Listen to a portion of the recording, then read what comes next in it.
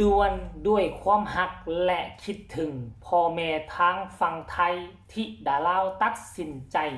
เปลี่ยนแผนการเดินทางกลับเมืองไทยแบบกระทันหันงานนี้พ่อผู้แม่เพิ่งรวมทางยายรุ่น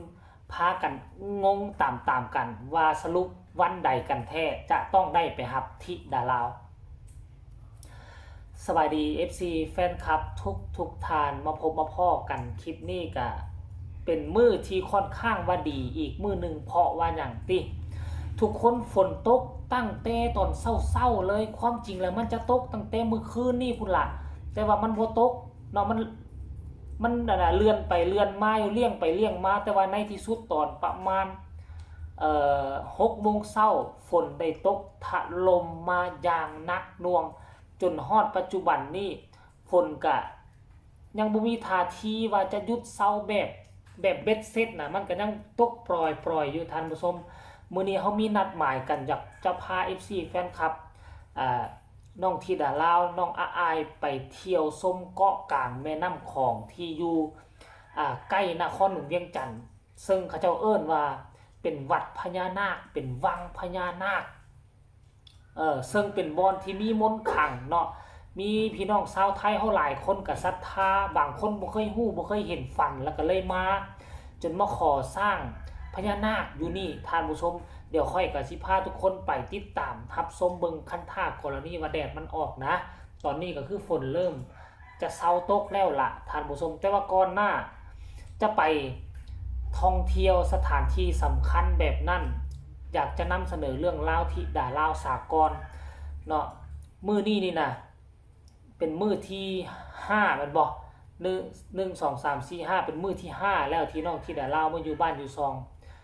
มื้อที่4หรือมื้อที่5นี่จำบ่ได้เป้าหมายที่10 PK จะมารับกับวันที่13พุ่นละแต่บังเอิญที่ดาลาวด้วยความคิดฮอดคิดถึงพ่อแม่ทั้งฝั่งนั่นด้วยความอยากกลับประเทศไทยแบบด่วนนั่นน่ะเนาะอีกอย่างนึงก็คิดฮอดทั้งตาหวังทั้งยายรุ่นบ่เห็นพ่อกับแม่ก็ขอให้เห็นตาหวังยายรุ่นซิด PK ก็เลยว่าเปลี่ยนมื้อให้ซิด PK ไปรับตาหวังยายรุ่นในวันที่12แล้ววันที่12ต้องให้มันฮอดบ้านโพนยานาง12ฮอดโพนยานางแล้วก็แล้วแม่นให้เอาโต๊ะเอาตังเอาเต้นมาพากันไปนอนอยู่ทงนาบ้านโพนยานางพุ่นเลยแล้ววันที่13เนาะจึงเดินทางว่าซั่นเด้ห้วยมาเปลี่ยนแผนปกติวันที่13จึงมาฮอดแล้วรับน้องธิดาลาวไปคัน13มาฮอดนอน14จึงเดินทางแต่ธิดาลาวทนบ่ไหวบ่เอาแล้วแผนเก่าของพ่อผู้บ่เอา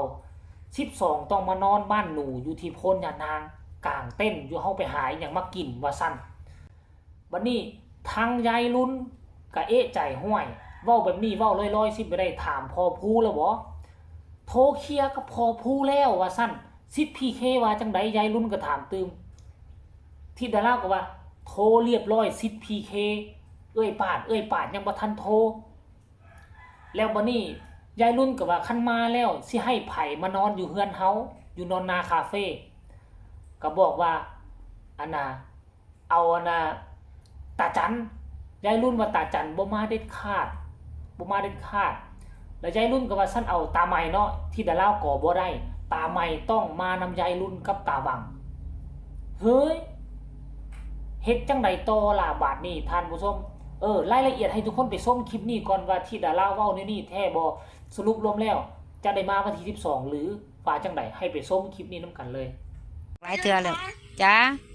หนูเปลี่ยนมาเป็นวันที่12นะคะอ้าวทำไมล่ะคะ ไม่ใช่ไม่ใช่วันที่12ให้ยายมารับเอายังไงเอายังไงคะชัดไหมคะสัญญาณชัดไหมคะอ๋อชัดบ้างไม่ชัดบ้างว่ายังไงนะวันที่12อะไรนะ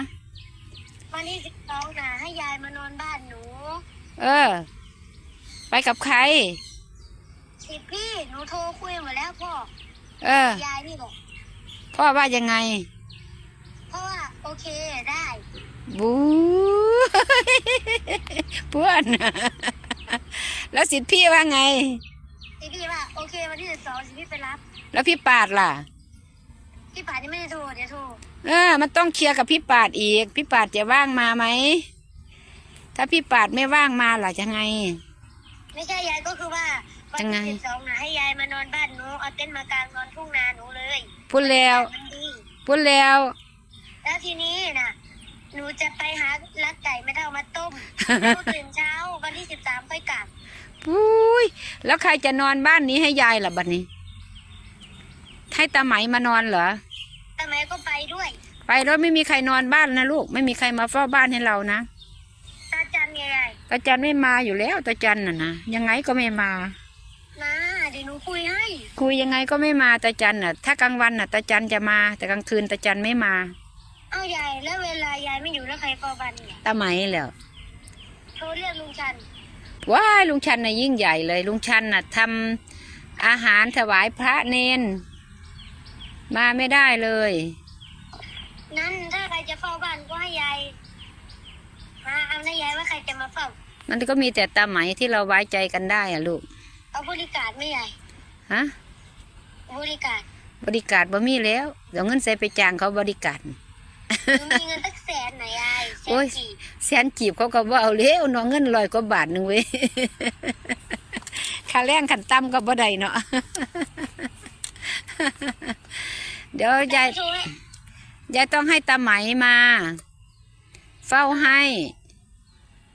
ไปหลายคนก็ไม่ได้ลูกเพราะว่ามันจะไม่หมดรถกัน ไม่ยายเพชรก็จะไปด้วยค่ะ ยายเพชรน่ะไปอยู่ แต่ยายเพชรจะแยกกับเราไงยายเพชรจะไปเที่ยวต่อคือไปรับกลับมาแล้วยายเพชรก็จะไปเที่ยวต่อ ไปบ้านญาติเขา ที่มุกดาหาร มุกดาหาร ที่เป็นตำรวจกับตาสุนน่ะเป็นเพื่อนตาสุน อยู่มุกดาหารตาสุนจะไปเยี่ยมเพื่อนด้วยคือยายเพชรกับตาสุนจะเอารถเพื่อนไป พอไปแล้วขากลับคือยายเพชรจะไปค้างบ้านเพื่อน ไปเยี่ยมเพื่อนก่อน เห็นบอก FC แฟนคลับ หลายคนก็อาจจะสงสัยผ้าพันมือเจโบเล่าไปใส่แล้วนี่เห็นบอกนี่เห็นห้อยบาดแผลเห็นบอกตั้งแต่นี่จนฮอดพี่แดงๆอยู่ แต่ว่าเดี๋ยวนี้มันติดจอดกันโดยที่ว่าจำเป็นต้องได้ไปยิบว่าได้จำเป็นต้องไปห้องพยาบาล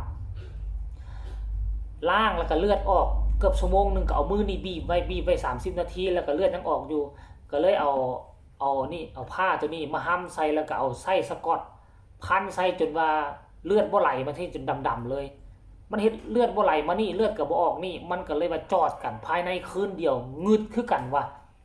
ผิวหนังเจบ่แล้วมันบาดยาวบาดลึกจนว่าฮอดกระดูกแต่ว่าเป็นอย่างมันติดจอดกัน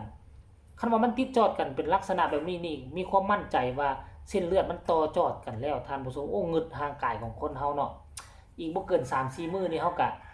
สิลงน้ำลงในได้แล้วเฮาก็มาเซอร์เวย์อยู่น้ำของพี่แหละเนาะท่านผู้ชมเนาะคลิปที่พวกเจ้าเห็นก็คือคลิปน้องธิดาลาวเบิ่งสีหน้าค่าตาแล้วก็คือตาแดงคือคนที่ห้องให้มาตาไข้ตาบวมท่านผู้ชมจนยายรุ่นท่วงทักแต่หลานก็ปฏิเสธไปสรุปรวมแล้วคันเป็นไปได้น้องอยากให้มาตั้งแต่วันที่10เลยแหละอยากให้มามื้ออื่นนี่ซ้ำไปแต่ว่ามันเป็นไปบ่ได้เนาะท่านผู้ชมมันเป็นไปบ่ได้ก็เลยว่าเดี๋ยวมาสรุปรวมแล้วว่าจะมาวันที่12หรือบ่อันนี้ยังบ่แน่ใจก็ให้ทุกคนกดไลค์กดแชร์เอาไว้เดี๋ยวพวกเจ้าจะฮู้ตอนต่อไปแน่นอนเดี๋ยวเจบ่ลาวจะไปสอดส่องติดตามทุกฝีก้าวของธิดาลาวต้องมารอท่าว่าพอผู้คอนเฟิร์มว่าโอเคให้เป็นวันที่12ได้แต่หวังใจรุ่นก็จะมาวันที่12ค่อยเชื่อว่ามันคงจะมาวันที่12ได้แหละเนาะสำหรับคลิปนี้ก็ฝากไว้คลิปนึงเป็นคลิปแรกมื้อนี้เฮ็ดตอนเช้าบ่ได้ว่าฝนตกถล่มทลายก็เลยก็ได้เฮ็ดคลิปนี้แหละฝากกดไลค์กดแชร์เส้นเก่าเส้นเคยพอกันใหม่ในคลิปหน้าสบายดี